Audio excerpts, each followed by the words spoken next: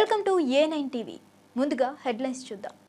సుపరిపాలనలో తొలి అడుగు జ్యోతి ప్రజ్వాలన చేసిన చంద్రబాబు, పవన్, లోకేష్, పురంధేశ్వర్. ఏపీలో కూటమి పాలనకు ఏడాది పూర్తి. అమరావతిలో ప్రత్యేక సదస్సు సీఎం చంద్రబాబు అధ్యక్షతన కార్యక్రమం.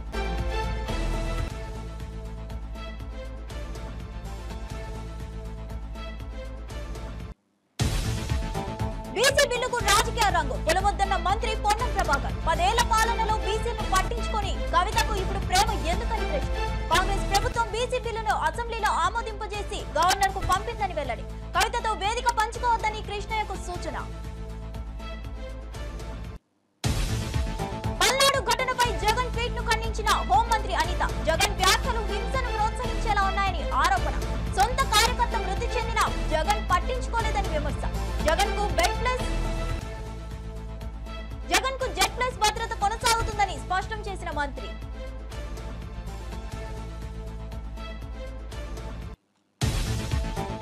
జూన్ 29న నిజామాబాద్ కు కేంద్ర మంత్రి అమిత్ షా పసుపు బోర్డు కార్యాలయాన్ని ప్రారంభించనున్న హోంమంత్రి. దివంగత నేత డి శ్రీనివాస్ విగ్రహ ఆవిష్కరణ. రైతు సమ్మేళనం సభకు హాజరు. టీఆర్ఎస్ అవినీతిలో కూరుకుపోయిందన్న ఎంపీ అరవింద్.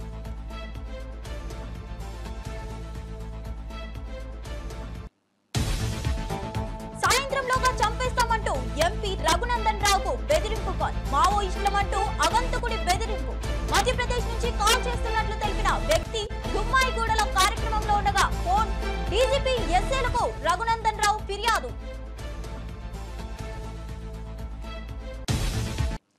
రాష్ట్రంలో సుపరిపాలన అందించడమే లక్ష్యంగా ఏపీ ప్రభుత్వం ముందుకు సాగుతుంది. ఏపీలో కూటమి పాలనకు ఏడాది పూర్తయిన సందర్భంగా సుపరిపాలనలో తొలి అడుగు పేరిట అమరావతిలో నేడు ప్రత్యేక సదస్సును నిర్వహించారు. రాజధాని అమరావతిలోని సచివాలయం వెనుక భాగంలో ఏర్పాటు చేసిన ప్రత్యేక వేదిక ఈ కార్యక్రమానికి వేదికైంది. ముఖ్యమంత్రి చంద్రబాబు ఈ సదస్సుకు అధ్యక్షత వహించారు. ఈ సదస్సు ద్వారా గత ఏడాది కాలంలో ప్రభుత్వం చేపట్టిన సంక్షేమ అభివృద్ధి కార్యక్రమాలను సమీక్షించడంతో పాటు భవిష్యత్తు కార్యాచరణ 2 ఏడాది లక్ష్యాలపై విస్తృతంగా చర్చించారు. ముఖ్యమంత్రి చంద్రబాబు, ఉప ముఖ్యమంత్రి పవన్ కళ్యాణ్, రాష్ట్ర మంత్రి నారా లోకేష్, ఎంపీ దగ్గుబాటి పురంధేశ్వరి జ్యోతి ప్రజ్వాలన చేసి ఈ కార్యక్రమాన్ని లాంఛనంగా ప్రారంభించారు. ప్రభుత్వ పాలనలో అధికార యాంత్రాంగం, ప్రజాప్రతినిధుల భాగస్వామ్యాన్ని మరింత బలోపేతం చేసే దిశగా ఈ కార్యక్రమాన్ని వినూత్నంగా రూపొందించారు.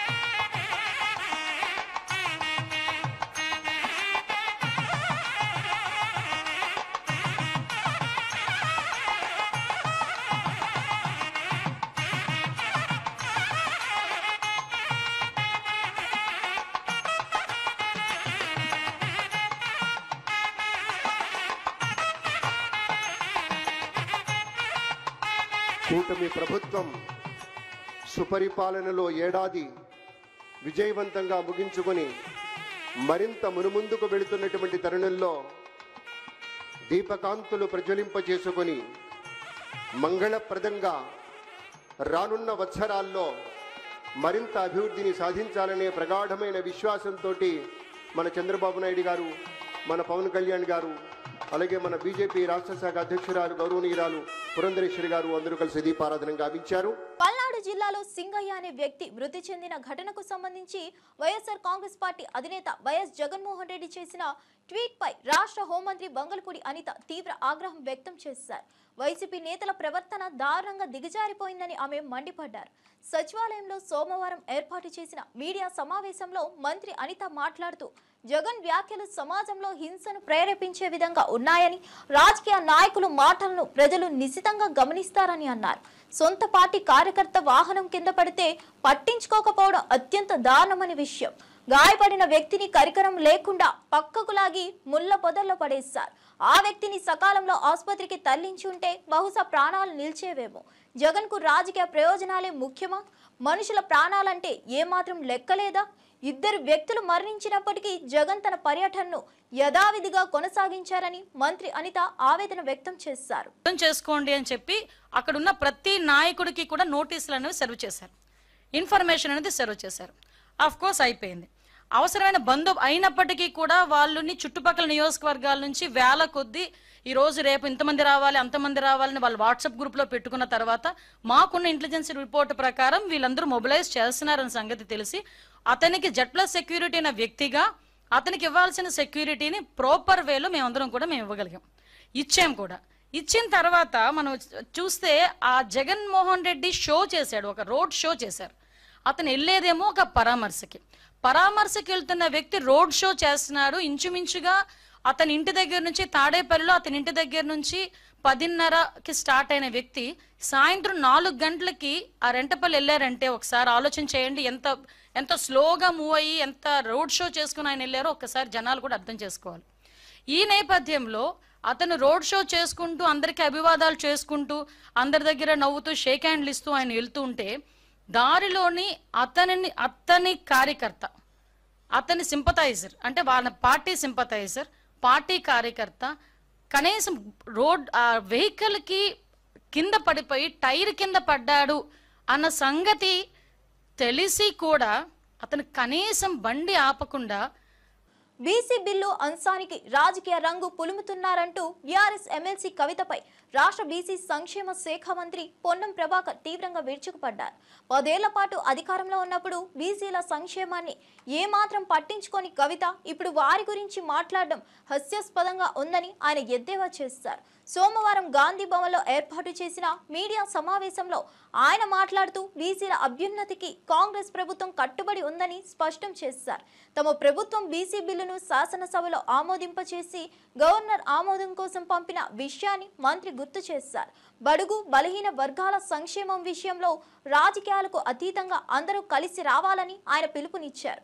బీసీల పట్ల తమ ప్రభుత్వానికి ఉన్న చిత్తశుద్ధిని తక్కువ చేసే ప్రయత్నాలను సహించబోమని హెచ్చరించారు. మీరు ఈ ఉద్యమానికి 42% రిజర్వేషన్ సంబంధించినటువంటి నిర్ణయం విషయం లోపల మా పార్టీ చాలా క్రిస్టల్ క్లియర్. రాహుల్ గాంధీ గారు ఇది ఎజెండా. రాహుల్ గాంధీ గారు ఓపెన్ మైదాన్లో పార్లమెంటులో కానీ ఎక్కడ కానీ ఇది మా విజన్ అని చెప్తా ఉన్నారు. తెలంగాణలో మేము ఎంపైరికల్ డాటా ఏ కోర్టులు ఇందిరా సహాని కావచ్చు ఏ కోర్టులు చెప్పినా మేము ఇలా బరాబర్ ఎంపైరికల్ డాటా ప్రామాణికమైనటువంటి సమాచారం తెలంగాణ ప్రభుత్వం దగ్గర ఉంది. ఇందిరా సహాని కేసులు అదే చెప్పారు. అన్నిటికంటే ఎక్కువ ఈరోజు భారతదేశంలోని అనేక రాష్ట్రాల్లో ఈబీసీ రిజర్వేషన్ తర్వాత 50% క్యాప్ అనేది వెళ్ళిపోయింది. అది క్వశ్చన్ కానే కాదు.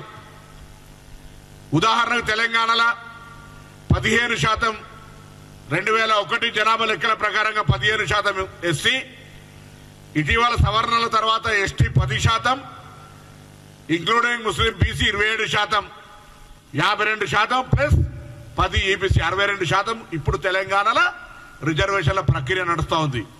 న్యాయస్థానాలకు తెలియదు ఇది. కాబట్టి కవిత గారు సత్రంలో భోజనం పెడుతుందంటే కూడా సిఫార్సు లెటర్ కావాలని, సత్రంలో అయితే ఓపెన్ టు ఆల్ భోజనం, దానికి కూడా సిఫార్సు లెటర్ కావాలన్నట్టు మేము ఇంత ప్రక్రియ చేస్తూ ఉంటుంటే ఫిబ్రవరి 4 నుంచి 24 నుంచి ఫిబ్రవరి 4, 25 లోపల ఇంత ప్రక్రియ జరిపి చట్టం చేసి గవర్నర్ గారు ఆమోదం పొంది ఢిల్లీ పోతే ఇక్కడ కూర్చొని సన్నాయి నొక్కులు కూడా మాట్లాడితే నాకు అర్థమే కాలే.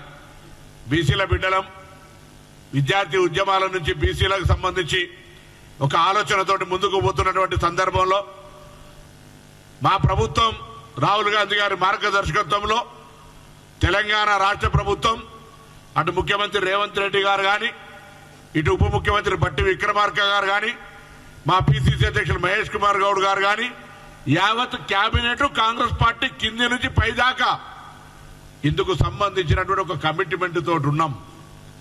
నేను అడుగుతున్నా, 10 ఏళ్ల అధికారంలో మీరు పట్టించుకోలే. ఇప్పుడు బీసీలకు సంబంధించిన నాయకులు పక్కన కూర్చుని పెట్టుకుని ఏదో మాట్లాడితే మాకు కొంత శాంటిటీ వస్తుంది, లేకపోతే ఏదో ప్రజల్లో పేరు వస్తుంది అనుకుంటే మీ అపోహ.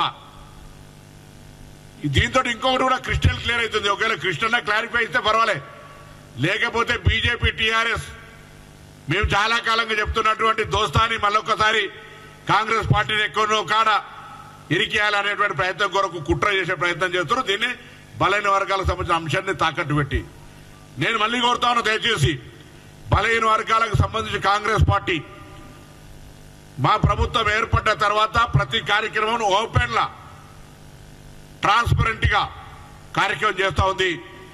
కవిత గారు నిజంగా మీకు అంత చిత్తశుద్ధి ఉంటే ఈ సమాచార సేకరణ జరిగే సందర్భంగా మీ తండ్రి గారు కావచ్చు, మీ పక్కన ఉన్నటువంటి తండ్రి గారు. రాబోయే ఎన్నికల్లో BRS party working president KTR కు ఓటమి తప్పదని, ఆ పార్టీ నుంచి మాజీ మంత్రి హరీష్ రావు మినహా మరెవరూ గెలిచే అవకాశం లేదని నిజామాబాద్ ఎంపీ ధర్మపురి అరవింద్ జోస్యం చెప్పారు. బీఆర్ఎస్ పార్టీ అవినీతిలో పూర్తిగా కూరుకుపోయిందని ఆరోపించిన ఆయన ఆ పార్టీ నాయకులను తక్షణమే అరెస్ట్ చేసి జైలుకు పంపించాలని ప్రభుత్వాన్ని డిమాండ్ చేశారు. ఈ రోజు ఆయన మీడియాతో మాట్లాడుతూ ముఖ్యమంత్రి రేవంత్ రెడ్డి ఉదయం బెదిరించి సాయంత్రం వారితోనే ములాఖాత్ అయితే కాంగ్రెస్ పార్టీకి భవిష్యత్తు ఉండదని హెచ్చరించారు. అవినీతి ఆరోపణలు ఎదుర్కొంటున్న వారిపై కఠిన చర్యలు తీసుకోవాలని, లేకపోతే ప్రజల్లోకి తప్పుడు సంకేతాలు వెళ్తాయని ఆయన హితవు పలికారు. ఇక మిగిలింది ఏ రకంగా సీనన్న గారిది ఆయన ఫేస్ కానీ అన్నీ ఏ రకంగా ఉన్నాయో ఇక అమిత్ షా గారు ఇనాగ్రేట్ చేసినాకనే మీ అందరు చూస్తారు. He has done a great job. సీనన్న గారి అభిమానులు, ఆయన శిష్యులు అందరూ కూడా హర్షిస్తారు అది చూసి. లోకల్ బాడీ మీటింగా, our party meeting routine process. ఎప్పుడు వస్తాయి లోకల్ బాడీ? మేము ఎప్పుడు రెడీ ఉంటాం. ఇందూరు బీజేపీ అయితే ఎప్పుడు రెడీ ఉంటుంది ఎలక్షన్. జూలైలో పెట్టమని. ఇంకో విషయము, ఈ కార్యాలయం ఏదైతే అమిత్ షా గారు ఓపెన్ చేస్తున్నారో ఇది కేవలం టెంపరీ. జిల్లా పరిషత్ ఆఫీస్ వెనకాల ఉన్న 2 ఎకరాలు స్థలాన్ని కేటాయించమని ఆల్రెడీ వినతులు పోయినాయి. అది నేను మొన్న కలెక్టర్ గారి దగ్గరికి వెళ్ళినప్పుడు కూడా మాట్లాడడం జరిగింది. ఆయన కూడా ప్రాసెస్లో పెట్టిండ్రు దాన్ని. రానున్న కాలంలో జిల్లా పరిషత్ ఆఫీస్ కూడా పాతగా అయిపోయింది కాబట్టి కొత్త భవనం ఏదైతే జిల్లా పరిషత్ కడతారో ఇంకో చోట కట్టి అక్కడ ఉన్న జాగాను కూడా పసుపు బోర్డుని ఎక్స్టెండ్ చేయాల్సిందిగా దట్ ఈజ్ మా ఉద్దేశం. గవర్నమెంట్ కోఆపరేట్ చేస్తే సంతోషం. యాజ్ ఆఫ్ నౌ అయితే 2 ఎకర్స్కి ఆల్రెడీ రిక్వెస్ట్ పెట్టడం జరిగింది, ప్రాసెస్లో ఉంది. మంత్రి లేకపోవడం జిల్లాకి దురదృష్టం. అది నేనే ఫాలోఅప్ చేస్తాను. వీలైనంత తొందరగా గవర్నమెంట్ ఇస్తే స్టేట్ గవర్నమెంట్ సంతోషిస్తాను. స్టేట్ గవర్నమెంట్కి కూడా ఐడియా ఉండాలి. ఈ పసుపు బోర్డు యొక్క 40 సంవత్సరాల చరిత్ర, ఉద్యమ చరిత్ర అందరికీ అవగాహన ఉండాలి, అన్ని పార్టీలకు ఉండాలి. కాబట్టి త్వరలో అది శాంక్షన్ చేస్తే పర్మనెంట్ బిల్డింగ్ కూడా మేము కట్టుకోవడం మొదలవుతుంది. సిటీ నడిన ఒడ్డున ఉన్నది కాబట్టి చైర్మన్ గారు ఇక టర్మరిక్ బోర్డు సంబంధించి కామర్స్ మినిస్ట్రీకి సంబంధించిన అధికారులందరూ కూడా దాన్ని సెలెక్ట్ చేసుకోవడం జరిగింది.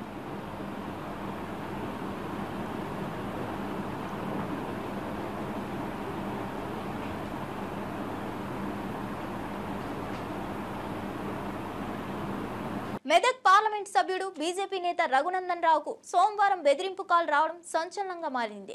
మావోయిస్టుల పేరుతో ఒక గుర్తు తెలియని వ్యక్తి ఫోన్ చేసి ఆయన అదే రోజు సాయంత్రంలోగా హతమారుస్తామని హెచ్చరించాడు. ఈ ఘటనపై రఘునందన్ రావు రాష్ట్ర పోలీస్ డైరెక్టర్ జనరల్, మెదక్ ఎస్పీతో సహా ఇతర ఉన్నతాధికారులకు ఫిర్యాదు చేశారు. రఘునందన్ రావు సోమవారం మేడ్చల్ జిల్లా దుమ్మాయిగూడలోని ఒక పాఠశాలలో జరుగుతున్న కార్యక్రమంలో పాల్గొన్నారు. ఆ సమయంలోనే ఆయనకు బెదిరింపు కాల్ వచ్చింది. మధ్యప్రదేశ్ నుంచి ఫోన్ చేస్తున్నానని, మావోయిస్టునని పరిచయం చేసుకున్న ఆ వ్యక్తి రఘునందన్ రావును సాయంత్రంలోగా చంపేస్తామని బెదిరించాడు. కొద్దిసేపటి క్రితం దమ్మాయిగూడలోని ఒక ప్రైవేట్ స్కూల్లో హాజరయ్యేటువంటి కార్యక్రమానికి వచ్చినప్పుడు నా ఫోన్కి మధ్యప్రదేశ్లోని ఒక నెంబర్ నుంచి కాల్ చేస్తున్నామని చెప్పి పీపుల్స్ వార్ మావోయిస్ట్ పార్టీ నాయకుల పేరిట మాట్లాడుతూ ఇప్పుడే మావోయిస్ట్ పార్టీ దళం మధ్యప్రదేశ్ నుంచి బయలుదేరిందని, ఈరోజు అర్ధరాత్రి 12 గంటల లోపల రఘునందన్ రావు అనేటువంటి మెదక్ ఎంపీని చంపేస్తామని ఆయనని హెచ్చరిస్తా ఉన్నామని చెప్పి ఫోన్ పెట్టేయడం జరిగింది. నేను ఆ సమయంలో వేదిక పైన ఉండడంతో నా పిఏ ఆన్సర్ చేయడం జరిగింది.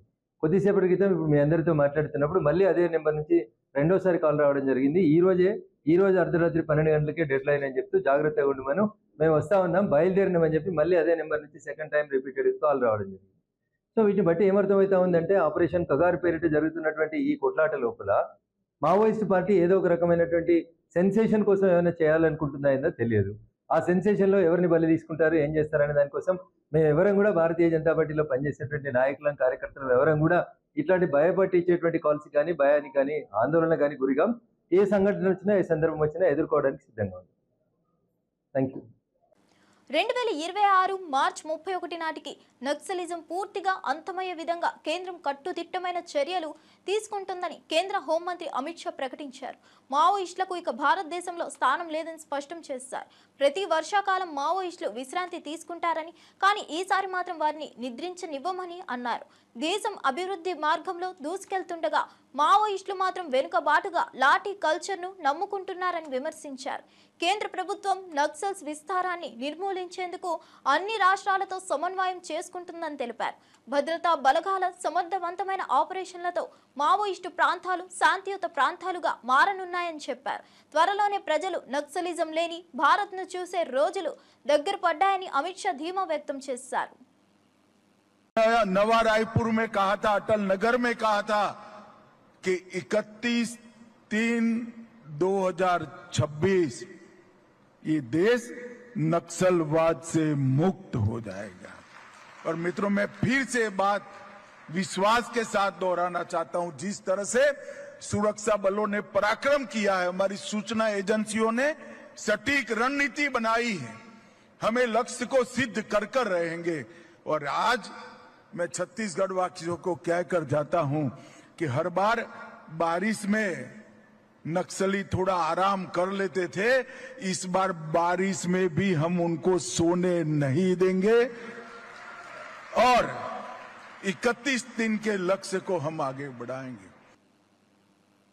నర్సాపూర్ పర్యటనలో భాగంగా చిప్పల్తుర్తి గ్రామ పంచాయతీ కార్యాలయాన్ని సందర్శించిన మాజీ మంత్రి హరీష్ రావు అక్కడి పరిస్థితులను పరిశీలించారు. ఈ సందర్భంగా పంచాయతీ సిబ్బంది ఆయనకు తమ సమస్యలను విన్నవించారు.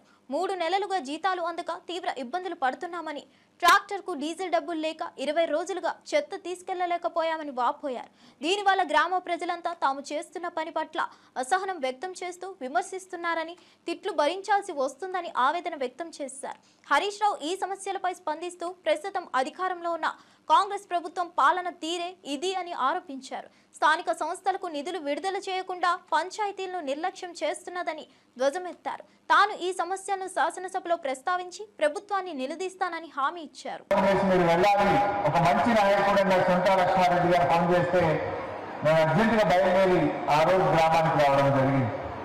మొన్న కూడా సొంత గారు ఫోన్ చేసి చాలా మంచి నాయకుడు, విజయ ఆవిష్కరణకు మీరు తప్పకుండా రావాలి అన్నారు. నిజంగా ఇలాంటి ఒక మంచి కార్యకర్తకు వెళ్తే ఆయన ఆత్మ శాంతి చేకూరుతుందని చెప్పి నేను ఇలా వీలు చేసుకొని కార్యక్రమానికి రావడం జరిగింది. ఎందుకంటే కార్యకర్తలు, నాయకులే పార్టీకి చాలా ముఖ్యం. ఆయన మంచి ప్రజాసేవ చేస్తూ ఉద్యమంలో కానీ అభివృద్ధిలో కానీ నిరంతరం పనిచేసేటువంటి వ్యక్తి. నిజానికి ఇందాక మా చంద్రగౌడ్ అన్నట్టు ఆ రోజు నర్సాపూర్ రెవెన్యూ డివిజన్ కావాలి అని పట్టుబట్టి నిరాహార దీక్ష శిబిరం నడపడంలో ఒకడు మా శ్రీనివాస్ గారు. ఆ రోజు వెంకటలక్ష్మి కూడా సార్ మాకు డివిజన్ కావాలి అన్నది చాలా గట్టిగా అడిగిందంటే ఎవరి కోసం అడిగింది? వెంకటలక్ష్మి ఇంటికి వచ్చేది ఉందా? శ్రీనివాస్ ఇంటికి వచ్చేదేమన్నా ఉందా? నర్సాపూర్ రెవెన్యూ డివిజన్ అయితే నర్సాపూర్ ప్రజలకు మేలు జరుగుతుంది అని చెప్పి ఆ ప్రజల కోసం వాళ్ళు మాట్లాడినటువంటిది ఈరోజు నేను గుర్తు చేసుకుంటా ఉన్నా. అంటే అలాంటి మంచి మనిషి మన గ్రామం కూడా ఎంతో చక్కగా అభివృద్ధి చేశారు. భవిష్యత్తులో కూడా తప్పకుండా శ్రీనివాస్ కుటుంబానికి, సునీత గారు కానీ, నేను కానీ బీఆర్ఎస్ పార్టీ పూర్తి అండదండలు అందిస్తుందని చెప్పి మనం చేస్తా ఉన్నా. ఎంత చేసినా తండ్రి లేని లోటు తీర్చలేదు. అమ్మాయి వైష్ణవి విషయంలో భవిష్యత్తు విద్య కోసమైనా, భరత్ కోసమైనా, వాళ్ళ పెళ్లిళ్ళ విషయంలోనైనా పార్టీ పూర్తిగా ఒక తండ్రిని మేము ఇవ్వలేమేమో కానీ పార్టీగా మేము అందరం కూడా నిలబడతాం. ఆ కుటుంబానికి అన్ని రకాలుగా అండదండగా ఉంటామని చెప్పి కూడా ఈ సందర్భంగా నేను గుర్తు చేస్తా ఉన్నా. సరే, ఈరోజు శ్రీనివాస్ ఒక ఉద్యమకారుడు. శ్రీనివాస్ బీఆర్ఎస్ పార్టీ వ్యవస్థాపకుల్లో ఒకడు. సిపిఐ పార్టీ నుంచి, లెఫ్ట్ పార్టీ నుంచి వచ్చి చాలా అద్భుతంగా బీఆర్ఎస్ పార్టీ ఎదుగుదలకు ఈ నర్సాపూర్ తాలూకాలో ఈ ప్రాంతంలో పనిచేసినటువంటి నాయకుల్లో ఆయన ఒకరు. మరి ఇవాళ ఆయన ఉండుంటే ఈ పోరాటాల్లో ఈ ప్రభుత్వం ఎట్లా ఫెయిల్ అయిందో కూడా మనం చూస్తూ ఉన్నాం. ఇవాళ పొద్దున్నే గాంధీ భవన్లో గొర్రెలు తోలిచ్చిందట. మొత్తం గొల్ల కుటుంబాలందరూ పోయి గాంధీ భవన్లో గొర్రెలు తోలిదట. ఎందుకు 100 రోజుల్లో 2వ విడత గొర్రెలు ఇస్తాను, 500 రోజులు అయింది, మీ సంగతి ఏంటని గొల్ల కుటుంబాలంతా గాంధీ భవన్ ఉపయోగించినట్టుగా గొర్రెలు కూడా అయినాయట గాంధీ భవన్. బీజేపీ ఎంపీ బండి సంజయ్ పై బీఆర్ఎస్ ఎమ్మెల్యే పాడి కౌశిక్ రెడ్డి ఆగ్రహం వ్యక్తం చేశారు. నీకు అసలు దిమాక్ ఉందా బండి సంజయ్ అని వ్యాఖ్యానించారు. కేసీఆర్, కేటీఆర్, హరీష్ రావుల గురించి మాట్లాడే స్థాయి నీకు ఉందా అని ఘాటుగా ప్రశ్నించారు. హుజూరాబాద్ నియోజకవర్గంలోని ఉప్పల్ బ్రిడ్జి పనులు ఇప్పటికే కేసీఆర్ హయాంలోనే పూర్తయ్యాయని, కానీ రైల్వే ట్రాక్ పై ఒక్క జాయింట్ పనిని 4 ఏళ్లుగా పూర్తి చేయలేకపోతున్నామని ఎద్దేవా చేశారు. నువ్వు అర్థం కాని దద్దమ్మలా వ్యవహరిస్తూ కాళేశ్వరం వంటి ప్రాజెక్టులపై మాట్లాడటమే నీ అజ్ఞానానికి నిదర్శనమని అన్నారు. సార్ అవకాశం ఇవ్వండి అని అడుగుతున్నావు అని, అసలు నీకేమైనా దిమాక్ ఉందా అవే బండి సంజయ్? నీకు ఆల్రెడీ అవకాశం ఇచ్చిండ్రు. కేంద్ర 2 సార్లు ఎంపీ అయినావు, కేంద్ర హోంమంత్రి అయినావా బాబు? నువ్వు కేంద్ర హోంమంత్రి అయి ఉండి నువ్వు కనీసము కాళేశ్వరం గురించి నువ్వు మాట్లాడుతూ ఉన్నావు. మా వినోద్ కుమార్ గారు కేసీఆర్ గారి నాయకత్వంలో హుజురాబాద్ నియోజకవర్గంలో కమలాపూర్ మండలంలో ఉప్పల్ బ్రిడ్జ్ రాష్ట్రం నుంచి కట్టే 45 కోట్ల రూపాయలతో కంప్లీట్ చేసి పెడితే 4 సంవత్సరాలు అవుతుంది వినోద్ కుమార్ గారు కంప్లీట్ చేసి. నువ్వు ఎంపీ అయి దాదాపు ఒక టర్మ్ అయిపోయింది, సెకండ్ టర్మ్ అయి ఆల్మోస్ట్ 2 సంవత్సరాలకు వస్తుంది. నువ్వు కేంద్ర హోంమంత్రి ఉండి ఆ మధ్యలో జాయిన్ చేయనికే చేతగాని దద్దమ్మవి బండి సంజయ్. నువ్వు కాళేశ్వరం గురించి మాట్లాడుతున్నావా? నేను ఒకటి, నువ్వు మా హరీష్ రావు గారి గురించి, కేసీఆర్ గారి గురించి, కేటీఆర్ గారి గురించి మాట్లాడే స్థాయి అవన్నీ. రెండోది, నిన్న ఒక్కటే అడిగింది కదా స్ట్రేట్ క్వశ్చన్, ఎట్లా ఆయకట్టు ఎక్కువ వచ్చిందని. నేను బండి సంజయ్ గారిని స్ట్రేట్ క్వశ్చన్ అడుగుతున్నా. నువ్వు ఒక్కటే సమాధానం చెప్పి కదా, డీటెయిల్స్లకి కూడా నేను బోను జస్ట్ 1 మినిట్లో కంప్లీట్ చేసేస్తా. ఎందుకంటే మా గౌరవనీయులు వినోద్ కుమార్ గారు, కమలాకర్ అన్న అండ్ శ్రవణ్ గారు చాలా డీటెయిల్గా చెప్పిండ్రు. నేను ఒక్కటే అడుగుతున్నా, మీరు మాట్లాడేటప్పుడు కొంచెం ఆలోచించి మాట్లాడండి. 2004 నుంచి 2014 వరకు కాంగ్రెస్ గవర్నమెంట్ ఉంది. కొత్త ఆయకట్టు ఎంత క్రియేట్ చేసిర్రు? 5,71,000. 2 కలిపితే, అన్ని కలిపితే, స్టెబిలైజేషన్, కొత్త ఆయకట్టు అన్ని కలిపితే వీళ్ళు క్రియేట్ చేసింది 6,64,000 మాత్రమే. ఈ కాళేశ్వరం కట్టిన తర్వాత అన్ని కలిపి 48,74,000 ఎకరాలకి ఇవాళ నీళ్ళు ఇచ్చింది కేసీఆర్ గారు. వాస్తవం ఇది కానా కాదా? మరి నీకు దిమాక్ లేదా? 2000 నువ్వు అసలు బీజేపీ పార్టీవా, నువ్వు కాంగ్రెస్ పార్టీవా? రేవంత్ రెడ్డి చెప్తే నువ్వు పనిచేస్తావు, బస్ దట్స్ ఆల్. కాబట్టి ఖచ్చితంగా దీనికి నువ్వు జవాబు చెప్పాలి. 2004 నుంచి 2014 వరకు 6 లక్షల, నువ్వు అడిగిన దానికే మేము జవాబు చెప్తున్నాం, 6,64,000 మాత్రమే ఉండే. ఎస్, మేము వచ్చిన తర్వాత 48,73,000 కేసీఆర్ ఇచ్చిండు. దీనికి నీకు దమ్ముంటే మా వినోద్ కుమార్ గారు చెప్పినట్టు చలో దీని మీద చర్చకు దమ్ముంటే మా వినోద్ కుమార్ గారు వస్తారు, వాళ్ళతో పాటు కమలాకరణ గారు వస్తారు. చలో నీకు దమ్ముంటే కరీంనగర్ చౌరస్తా గడ్డ మీద కూర్చొని చర్చకు పెడదాం దా. కేసీఆర్ గారు ఏమి ఇచ్చిండో, నువ్వేమి ఇచ్చినో, మీరేం చేసిరో, కాంగ్రెస్ ఏం చేసిందో చెప్దాం దా. దీనికి నీకు దమ్ముంటే దా, నువ్వు సవాలుకి యాక్సెప్ట్ చేయి అని చెప్పి తెలియజేస్తూ సెలవు వేసుకుంటాను. Thank you very much. జై తెలంగాణ, జై KCR. Polavaram project diaphragm wall కూలిపోవడంపై బీజేపీపై బీఆర్ఎస్ నేత గంగుల కమలాకర్ తీవ్రంగా విరుచుకుపడ్డారు. మీరు జాతీయ హోదా ఇచ్చిన ప్రాజెక్ట్ అది, ఇప్పుడు అది కూలిపోయిందంటే బీజేపీకి ఇజ్జత్ పోయిందని బండి సంజయ్ను ప్రశ్నించారు. కేంద్ర ప్రభుత్వం నాణ్యత పర్యవేక్షణ చేయాల్సింది ఎక్కడుందని నిలదీశారు. 1,000 కోట్లు ఖర్చు పెట్టిన ప్రాజెక్ట్ ఇలా తుల్లినట్లే అవుతుందని బీజేపీ నేతలు మౌనంగా ఉండడం దారుణమన్నారు. పోలవరంపై బీజేపీ నాయకులు రాజకీయం చేయడం కాదు, సమాధానం చెప్పాలన్నారు. ప్రజల జీవనాధారమైన ప్రాజెక్ట్ ధ్వంసమవుతుంటే కక్షపూరిత రాజకీయాలు చేస్తారా అని మండిపడ్డారు. ఇటువంటి వైఫల్యాలపై దేశానికి సమాధానం చెప్పాల్సిన బాధ్యత బీజేపీకే ఉందని గంగుల స్పష్టం చేశారు. ఒకటి, ఈటల రాజేందర్ గారి మీటింగు మొత్తం బీజేపీ అగ్రనాయకత్వం అంటే మీ టీవీలు పేపర్లు అన్నీ ఫ్రంట్ పేజీలో న్యూస్ పెడతాయి, సగం కాలమ్స్ రాసి పడేస్తాయి. పక్కన నా వార్త కూడా రావాలా అని చెప్పని ఆ స్పేస్ మేనేజ్మెంట్ కోసం చిల్లర డ్రామాలు ఆడినరా. మొత్తానికి ఒక ప్రత్యేకమైన ప్రెస్ మీట్ పెట్టినరు. అది ఆ మీటింగ్ను నలిఫై చేసేటట్టుగా ప్రయత్నం. రెండవది, సిబిఐ ఎంక్వైరీ జరగాల, సిబిఐ ఎంక్వైరీ జరగాలని చెప్పని నిన్న చిలక పలుకులు పలికిండు బండి సంజయ్ గారు. ఒకవేళ సిబిఐ ఎంక్వైరీ జరిగినట్టయితే we're ready, party is ready. KCR garu, Harish రావు గారు, లేకపోతే పార్టీ అంతా ఏ ఎంక్వైరీలైనా పెట్టుకొని ప్రజల ముందు కాళేశ్వరం ప్రాజెక్టు ఒక వరదాయిని లెక్క నిలబడ్డది కాబట్టి ఏ ఎంక్వైరీ పెట్టుకున్నా, ఎన్ని హెరాస్మెంట్లు చేసినా రైతుల కోసం మేము కొట్లాడతామని చెప్పని పార్టీ రెడీగా ఉన్నది. మరి ఈ దీంట్లో ఆల్రెడీ నోటీసులు ఎదుర్కొన్నటువంటి ఈటెల రాజేందర్ కూడా సిబిఐ ఎంక్వైరీ వస్తాయి కదా. ఈటెల రాజేందర్కు సిబిఐ ఎంక్వైరీ ఎదుర్కొన్న తర్వాత ఓ సిబిఐ విచారణ ఎదుర్కొంటున్నవాడిని పార్టీ అధ్యక్ష పదవి ఎట్లా చేస్తారు, తప్పిస్తారు కదా అని చెప్పని అదొక రెండో కుట్రకోణం. ఒకటి, మీటింగ్ స్పేస్ రావద్దు, మీడియాలో కవరేజ్ రావద్దు, తనది కూడా సమానమైన కవరేజ్ రావాలా. ఒకవేళ ఈటెల రాజేందర్ తనన్నట్టుగానే సిబిఐ ఎంక్వైరీ జరిగినట్టయితే, ఈటెల రాజేందర్ కూడా సిబిఐ కేసులో ఇంప్లికేట్ అయినట్టయితే, ఈటెల రాజేందర్ బీజేపీ అధ్యక్ష పదవికి అనర్హుడు అవుతాడు. నా కుర్చీకి, నేను మళ్ళీ ఆ కుర్చీ మీద కూర్చోవడానికి నాకు పోటీ ఉండదు, ఈటెల రాజేందర్ని ఇట్లనే తప్పిస్తున్నది రెండో కుట్ర. మూడో కుట్ర ఏంటి అంటే, ఊరంతా ఒక దారి అంటే ఉలిపికట్ట ఒక దారి.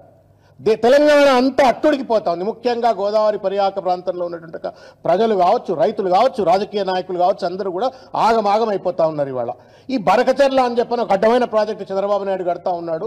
మా గోదావరి నీళ్లు ఎత్తుకపోయేటువంటి ఒక ప్రయత్నం చేస్తూ ఉన్నాడు. మా బతుకులు ఎట్లా అని చెప్పని రైతులు ఆగమాగం అవుతుంటే వాళ్లకు సంబంధించిన సమస్యలు మాట్లాడతలేడు రేవంత్ రెడ్డి. చంద్రబాబు నాయుడుకు మద్దతుగా రేవంత్ రెడ్డి వ్యవహరిస్తూ ఉన్నాడు. రేవంత్ రెడ్డికి మద్దతుగా అన్నట్టుగా నిన్న బనకచెర్ల గురించి ప్రశ్నలు వేసింది మీడియా వాళ్ళు. ఇంకా బనకచెర్ల సంగతి ఏంటంటే, నేను అది మాట్లాడా అని చెప్పని పక్కకు పడేసి నేను కాళేశ్వరము సిబిఐ అని చెప్పని మాట్లాడు. ఏమర్థమవుతామని చెప్పి నాగార్జున, రష్మిక ప్రధాన పాత్రధారులుగా శేఖర్ కమ్ముల తెరకెక్కించిన చిత్రమే కుబేర. సునీల్ నారంగ్, పుస్కూర్ రామ్మోహన్ రావు నిర్మించారు. ఇటీవల విడుదలైన ఈ చిత్రం మంచి విజయాన్ని అందుకుంది. ఈ నేపథ్యంలో చిత్ర బృందం హైదరాబాద్ లో సక్సెస్ మీట్ ఏర్పాటు చేసింది. ఈ కార్యక్రమానికి చిరంజీవి ముఖ్య అతిథిగా హాజరయ్యారు.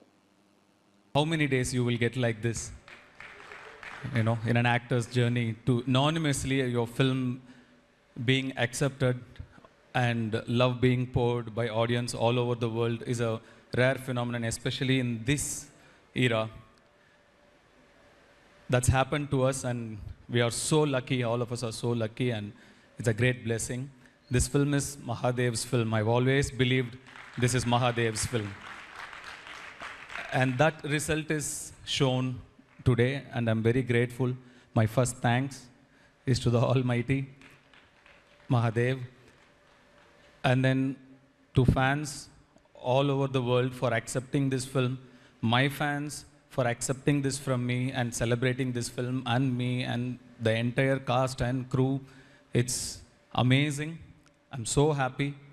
Everything that we went through now, it's blank. Everything is forgotten, and now it's just to see so many smiling faces here in front of me. It's nothing short of a blessing. I'm very, very happy. Slowly, theatrical run is becoming a question mark, you know, to bring audience to theater.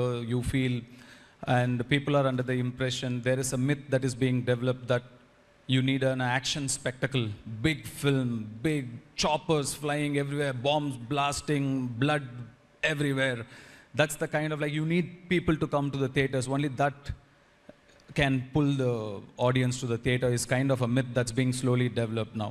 You have given hope to so many filmmakers and for theatrical run that with heart, just heart, you can bring people to the theaters. Emotion is the biggest grandeur. That is the most grandest, like, what more can be bigger than human emotion? I don't think anything is bigger than human emotion. Like, these films like this should happen to give hope to future filmmakers also.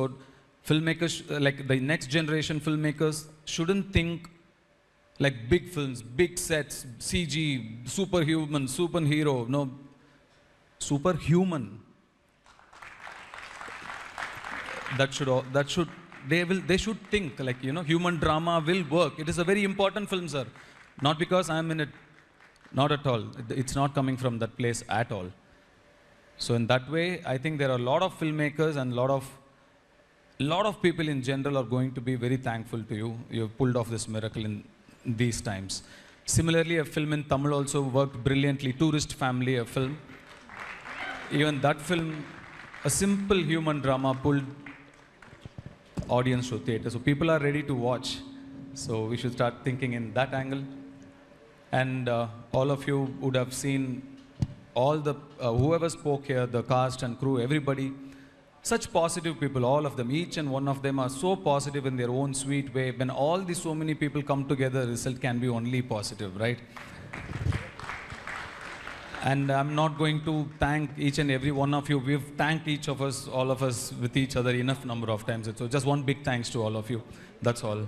And everybody worked very hard. And now it's not you and me. We as a team are thankful to the world. With big thanks. And my mother keeps telling me, when there is success, talk less.